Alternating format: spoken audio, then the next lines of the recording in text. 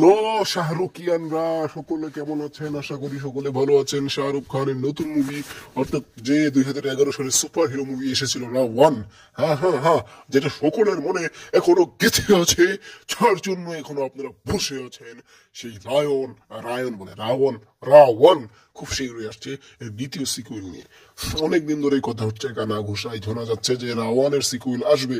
তো অবশেষে জানা গেল রাওয়ানের সিকুয়েল 2030 সাল বা 36 সালে আসবে। 30 থেকে 2036 সালের মধ্যে রাওয়ান 2 এর শুটিং শুরু হবে, এবং এই 6 বছরের মধ্যেই যে কোনো এক বছর রাওয়ান মুক্তি দেওয়া হবে। এই বিষয়টি আপনারা কি করে দেখছেন অবশ্যই জানাতে পারেন আমাদের কমেন্ট বক্সে। রাওয়ান আসছে সব উড়িয়ে দিতে, ভেঙে দিতে। 2030 সালে একটা খেলা হবে ভাই।